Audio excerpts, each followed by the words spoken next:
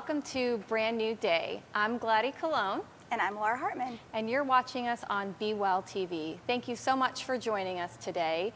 Today you're going to hear a little bit of industry insight from Laura and I. We decided not to have a guest for a couple reasons, but one of the main reasons we decided to just be us is because this week is the week of when furloughs happened 1 year ago. So essentially it's the anniversary of the time where Laura and I both lost our jobs, along with millions and millions of other people around the world. So it's been a year, and we just decided we would kind of talk about that and also talk about what's going on in the industry. Yeah, and I think it's fair to say at this point we can celebrate that because I know there's so many people that are still without a job and but I also feel like the cycle that people have gone through has now really positioned everybody to find that personal growth, to redefine. But hopefully at this point you've taken a new path, whether that is being recalled, starting a new venture, whatever that might be. Even if you are still without a job, I would hope that it's fair to say that you're in a better headspace than you were when we were all being blindsided by it last year. Right. Right. So I feel like celebrate is a little bit more. We're going to celebrate We're gonna today. Celebrate a if little. you've been recalled to your jobs, congratulations. Like Laura said, if you found a way to redefine your skill set and find a new passion, develop a new brand or a new business, congratulations. That's exciting. We have talked to so many people who have started their own businesses out of this, and I think that's one of the biggest things that we can celebrate.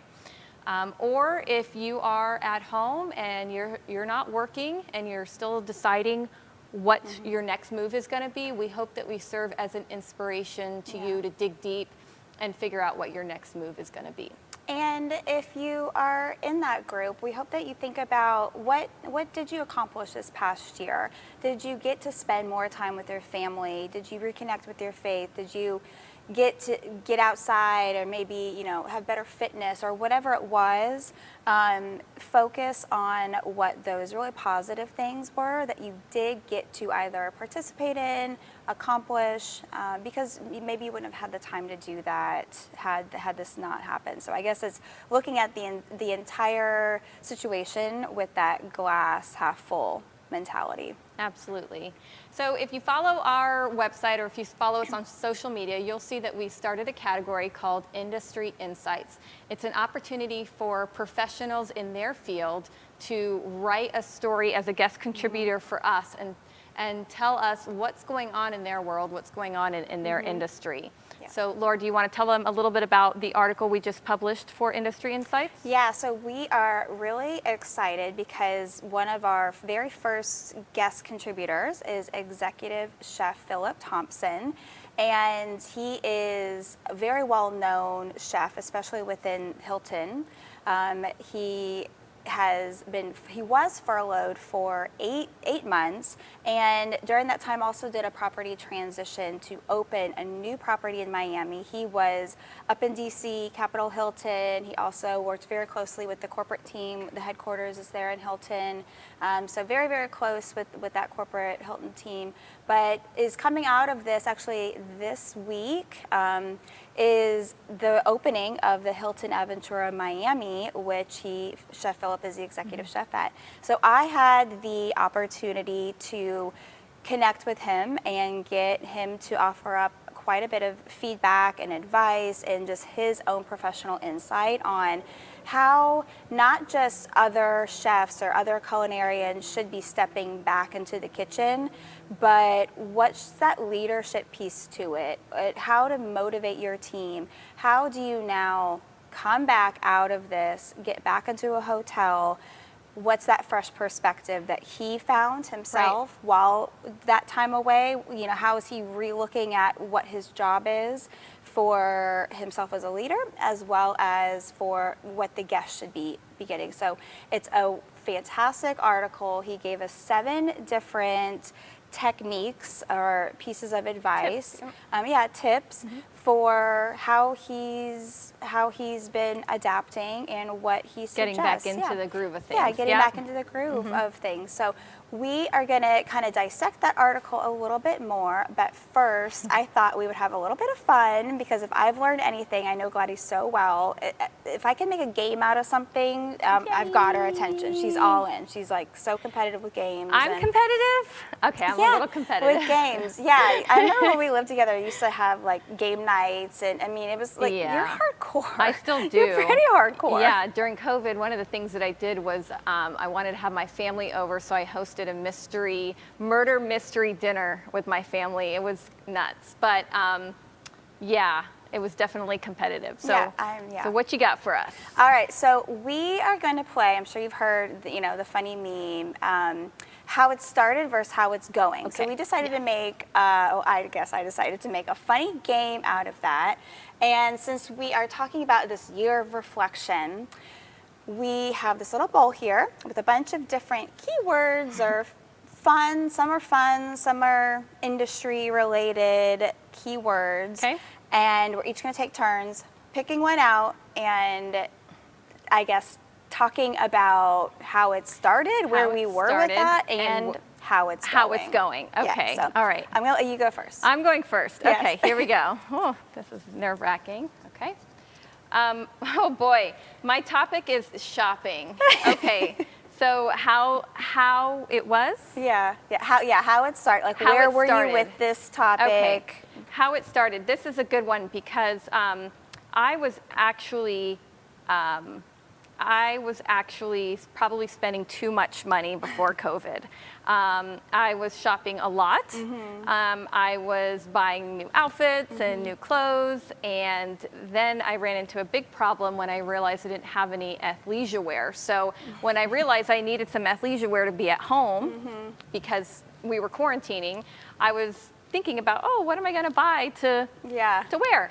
At any rate, so I quickly had to realize that that's not what we needed to do. So now I've kind of turned into the frugal one in the house. So where are we now? I'm the frugal one. I'm the one watching the bills. I'm the one who is monitoring where all the money's spent. Yeah. It's a 180. Oh my gosh, completely. Love it. All right, my turn. It's your turn? I guess? Yeah, okay, let me hold the bowl. Okay, go ahead. Pick one. All right, here we go. Ooh, this is a good one. Networking is my topic. Okay. So I would say where I was with networking, I think it was, unless it was in the walls of the hotel that I worked at, there wasn't a lot of outside networking happening, just because business was busy. I'm a mom of 2 little boys, a wife, and so I was kind of spending all my time with the relationships inside that building versus going to industry meetings where when we started out, that's all we did. We've talked about it before, that we kind of moved up the ladder a little bit because of all the networking that we did. And so that was definitely something I was missing out on and just didn't have the time. When you're working a 7-day program, you're there all the time. It's hard to come home and say, well, honey, I also have a happy hour tonight. Right. That you have to kind of pick and choose. And but now, especially since we started H&F, I feel like it's the complete opposite. We've met people all over the country, people in the UK, and I found that it was, oh my gosh, maybe it's the FOMO that hit me, but I didn't want to be out of the loop on what was going on. I felt so disconnected, and so just staying in contact with colleagues, industry folks, being on social media, and then I think that mentality kind of rolled into the development of H&F. Right, we kind of had to, because we were at home, and to keep ourselves kind of sane, we needed to kind of reach out to other people and see what everybody was doing. And now that meetings are starting to happen again, now it's like we can't wait to get out there and start networking. Yeah, exactly. It's almost like putting yourself. I really want to write an article about mentoring your inner intern, because I feel like that's what I've been like. That mentality is, I'm like back into that intern mode, and what did I do then to chip away? And so networking was a big piece of that. Okay. Let's see what I'm going to get. Okay. I wonder if it's going to be professional or random. Oh, wow, this is so appropriate. Motherhood. Wow, wowzas. Motherhood. Okay, so if anybody follows my story, you know that I have 2 awesome stepkids through marriage, through my husband, Bill. But I'll be honest, I probably wasn't a very good stepmother before COVID. And here's the thing, I focused a lot on work, and here's something we all were pretty guilty of, is just spending too much time there, and oftentimes our families became on the back burner. Yeah. So figuring out what the meals were was for dinner, last minute thought. There was a lot of things I could have been doing better. I put my job first. Yeah. And then quarantine happened, so Bill was working, so I was home alone with my stepson, Jake, and we had to learn how to cohabitate. We had to learn how to, live with each other and be in the same tight quarters all the time. And now I feel like it brought us closer together. You guys are buddies now, I feel like. He is my buddy. He's 17. He's a senior in high school, and we have a lot more in common now. We find shows to watch like Shark Tank, all kinds of different shows. But we did my favorite thing that we did during quarantine was we watched all the Marvel movies in order of what they happened in the universe. I know you're starting to do that as well. Yes. But when you have a lot of time to watch TV and watch movies, that's a great idea to do. So I feel like I got my priorities a little bit straight now. Jake is my #1 priority, and my goal is to make sure he graduates high school. He's almost there, and send him off to college. Yeah. So definitely. You're a great stepmom. You always have been. Thank you for always saying have that. been awesome. I feel like I'm probably a worse mom. Oh, stop. Oh, my goodness. Because sometimes when you have little ones, and that's probably the difference, the really, really little ones, when you go from overnight I was always a career mom, and it wasn't like this decision that I made to say, okay, I'm ready to now be a stay-at-home mom. Maybe had that been the case, it would have been different, but it's been a hard transition to kind of go from all day being in this professional dynamic to suddenly now, oh my gosh, we're finger painting. I'm getting, the other day I was texting you, I was getting batteries started on my head. They beat me up every day. These little boys. Marker on the wall. And it's a test of patience, but it has definitely also taught me, I think. I think it's going to be interesting to see my leadership style now at work, and when I'm actually having normal adult conversations, and just managing how I manage these little people and managing adults. But all right, your turn. Oh, okay. You pick. I want to pick. But you're going to get a professional one. Again, yeah, I did. You're right. Oh, look at that.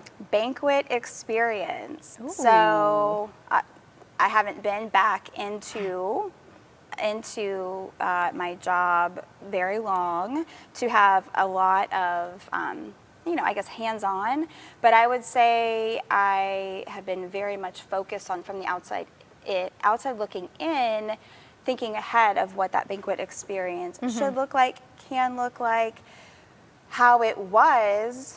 We were at my property, we were coming off an incredible year for the company, hosted 2 enormous conferences, a leadership conference and an owners conference, and we were really at kind of a high, and we're about to implement a lot of those very intentionally crafted experiences that we did for those conferences into our property. So we were starting those trainings, we were all pumped up and working with our DMC and really starting to roll out how to give every experience a brand identity. So whether it's an AM break or a PM break, and then it all went away. And so I've been kind of, again, having the FOMO of I can't wait to get back and do these things and implement these things.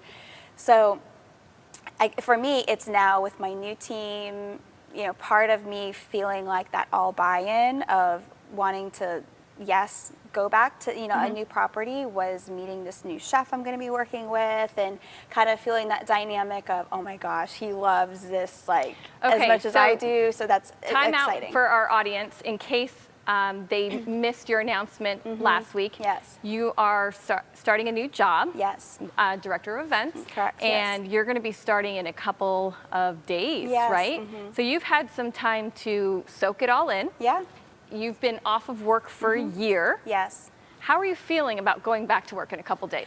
I'm definitely excited, but there is that kind of, oh my gosh, now I have to make sure all my little ducks are in a row at home. Yeah. And I'm a little nervous to be sending the boys back to school full time and putting them through another adjustment, because I think it's definitely made them, it's not been the best structure. There hasn't been a lot of structure at home, and I know it's going to be good for them, but I'm nervous to now whip them back into another change. So I worry a lot about that, but I am excited to get back in the game. I feel like I've just been chomping at the bit to get in there. Yeah. And so. Awesome. That's exciting. Yeah. I'm so excited for you. I can't wait to hear all the stories and swap stories too, because now we're both directors, directors of events at hotels. So we're going to be sharing a lot of stories Definitely. to come. So should we jump back into industry insights? Yeah, because that's actually a really great segue into the article that we want to talk about, and that's that Chef Philip Thompson article. So a little bit of backstory on why I reached out to Chef Philip was I was so curious about how I like to call myself the groupie at the property that I was at before. We had kind of a joke that I was the food and beverage groupie with the chef and the banquet leader, and I just love that trifecta of that relationship between the events and banquet and culinary team. And just if that's not in sync, it's really hard to get all your teams to work well together. Yeah. And it's really hard to get your guests the experience that they deserve. Yep. So if you're not in sync with your executive chef or your director of banquets, your clients can see right through that. They can. So it's definitely very special when you have that trifecta going on. Yeah. And so I've just been, as I've been waiting in the wings for, am I going to get a job? What am I going to do? Just trying to stay relevant, understand what the trends are, talking to my friends and peers that have been back and saying, what are you guys doing in there? What's going on in there? I want to know everything. And so the culinary world was one that I was curious about. So Executive Chef Philip provided me with his seven different techniques, and I kind of looked at it as, all right, I want to know where someone like his role's head is at before I walk back into a director of events role, into a property. So I'm being very thoughtful and of people that have been back and kind of what that tone is, and develop what my approach is going to be. So I know you brought the article with you. Yes. So if anybody's trying to look up the article on our website, how do they find it? What's the name of the article? So it's in our industry insights category, and it is called Stepping Back into the Kitchen. So little play on words. It's, the introduction is about how I'm about to step back into a hotel, and then here's how Chef Philip has stepped back into the kitchen. Yeah. So I think that's very clever, and I know that we agree with all of these tips or advices that he's giving us, but why don't you share with us a couple highlights? Yeah, so we're not going to go through all 7. You can check out the blog and dive into all of those on your own if you'd like, and subscribe while you're there. But one of my favorite is actually his first tip, and that is focus on developing and motivating your team. Yes. And yes. And I love this one because he was out for 8 months himself, and when he came back, he kind of had that fresh perspective, that personal growth. He was itching to get back in. He even admits that he was feeling like, am I going to be rusty? And it's interesting to hear somebody like him say that, because of course you're not, but he had some of those humbling feelings himself. And so now he's pulling from that and remembering that with the rest of his team. So I love that about him. Yeah. And he's really taken the time to realize that all of the people that he has been able to bring back, and some of them he's never worked with before because this is a new property for him, have all have their own story of what they've been through, and some of them has had a smoother ride than others. Some of them, he mentions, were driving Ubers or, stocking shelves somewhere, doing whatever it took to just be able to bring that paycheck home. And so he's really just taking the empathetic approach of, this is what they've been doing, and I need to thoughtfully think about that as I'm bringing them back and retraining them and getting them adapted. Right. That's why it resonated with me, because everyone has a different story from what they experienced in 2020. Some people worked the whole time. Yeah. It doesn't mean that they were. It doesn't mean that they were happy every single one of those days to be there. That just means those people were working probably twice as hard. Yep. And having to deal with a lot of things that they've never dealt with before. On the other side of that, if you were home, you definitely have a different perspective. So for me, that really resonated, because you need to respect every individual's background and story, and not take it for granted, not assume that you think that they were happy because they were working the entire time. Or don't assume that they were miserable because they were home. Yeah. Everyone has a different story, and now as a leader, if you have a department, people that report to you, take the time to get to know it on a personal level. Yeah. It makes a difference.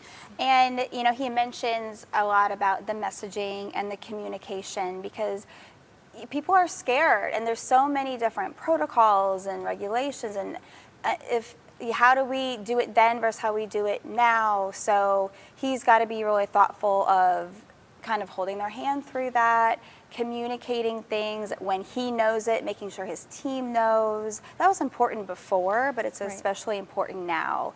So he talks about those morning stand-up meetings and constantly communicating, this is what we're doing today, this is the update, this has now changed. So I love that. What's another piece of advice that stood out for you? Okay, so I love, consider ways to cross-utilize staff. Yeah, that's happening so much right now. Yeah, it is. And, it's interesting to note that, like, for what Chef Philip mentions is your pastry chefs, sometimes your garde manger chefs, those specialty chefs were the ones that were let go first. So he's trying to come up with ways that he can bring them back, but utilize their specialty skills in different ways, maybe in the hot kitchen. What were those day-to-day tasks or, methods that they did that they can still be utilized in other ways. And then when the time is right, he can shift them back to what they were doing before. Right. Right. What was the one about the trends in the market? I can't remember which tip that was. Maybe offer safe solutions to your guests. Nope, not that one. That was a good one though. Yeah. Probably be open to sourcing creative food products that help labor costs. Yeah, that's the one that I thought also was important too, because you certainly just can't go back to your kitchens and your restaurants and do business the same way that you were doing them. Right. You have to kind of think outside the box and figure out, are there new products that we can use, ones that are more readily available, and really kind of reconsider those. And those the vendor things. partnerships. Vendor partnerships are huge. I loved his approach in the vendor partnerships that, now he's making attention on the fact that all his vendor partners are going to various properties and talking to various chefs. So he's pulling intel out of them to say, oh, well, what's another way that someone else has been using this? And he's just kind of absorbing information and using his vendor partners in new ways. And then he says he never says no to a vendor partner that wants to meet with him. And I think that is a huge differentiator about this particular chef, because sometimes they're so busy and it's, okay, what's he selling? I don't need that. Just, we'll move forward without that product. But what Chef Philip is saying is, don't say no, because you might not need that right now, but now you're going to be educated on it. You might learn something about it you didn't expect that they had to offer. And when the time's right, you'll say, oh my gosh, I met with this guy and they have what I need. So let me go find him and call him up. So I love that just approachable mentality. Yeah, it's great advice. It's great advice remember, all of our vendors too went through the same difficult Yeah. year. So if you can just give them a few minutes of your time to listen, and you're right, and he's right. Maybe you will find something that you didn't know they had or existed that Yeah. you may be interested in bringing into your hotel. Yeah, So great definitely. article, and congratulations to Chef Philip for going back to work. We know you're going to kill it at the hotel. So before we wrap up, we've got, I guess, a couple brand updates that we just wanted to call attention to. We have a new homepage feature that we love these guys. Yay. It's Pedal Forward out of Oakhurst, California. Yes, it's we're such coast a to cool, coast. Yeah, coast to coast. Such a cool concept that they've developed. These guys are all in. They were both No. laid off, but I think if they were even given the phone call, they are, nope, sorry, we're pedaling forward. Yep. So you've got to check out that story. And then we have another light bulb moment. Yep, we have another light bulb moment. Sammy Bordeaux yeah. is her last name. Mia Cucina is her company, and she makes, get this, homemade pasta. Yeah. And she also has a food blog. So Yeah. we're really inspired by her story because she's self-taught. Self-taught, And 24 years old. Yeah, 24 years old, and she's doing big things. So check out her light bulb moment. It's pretty inspiring. Yep. And with her food blog, obviously anybody can experience that. Her pasta is for the local Central Florida area. She's not shipping quite yet. I'm sure with the tenacity that she has, that'll be soon to come. And the Pedal Forward team is out in Oakhurst, California. So just right 15 miles outside of Yosemite. Yep, which makes me want to plan a trip Yep. to go there, to go to the national park. And check in with Stop our by guys. the bike. 'Cause Yeah. It's really cool what they did, because one of the questions we ask them is what makes your bike shop unique, and there's a lot of reasons why, but with their hospitality background, they really wanted to focus on customer service. It's not about taking a ticket and dropping your bike off for Right. repairs and hoping that it'll be done in a couple hours. Yeah. They're creating an experience. They Yeah. have a lounge in their bike shop. They have their own coffee line, branded coffee line in there to create an experience. And Yeah. also, they're offering a concierge style approach where they'll give cyclists advice on where to go Yes. on their tours Yeah. around the park. So Right. I think that's so clever, Yeah. and it like a little gives me a visitors reason, bureau. Yeah. And yeah, exactly. gives me a reason to want to go out there. It does, for So, sure. So yeah, very cool story. Be sure to check it out. And so then before we wrap up, if you haven't been on our website lately, our brand portfolio is officially live and up and running. So that directory that we've talked about is now available. Our spring seasonal solutions is also live, and every Tuesday until we get through every single one of our participants, we will be doing a spotlight on that particular brand that has contributed seasonal solutions. So keep an eye out for those. Check Yes. out what they have. The majority of them are things that you can experience wherever you are, not just here in Florida. Yep. And real quick, the brand portfolio, we're really, really proud of that, because we have been getting a lot of questions on social media about where can people go as a one-stop shop to support furloughed or laid off businesses, and we've created that, we've developed that. So if you go to our website, hfredefined.com, and you click on the brand portfolio, Yep. that's where you'll find all of the businesses that we've worked with.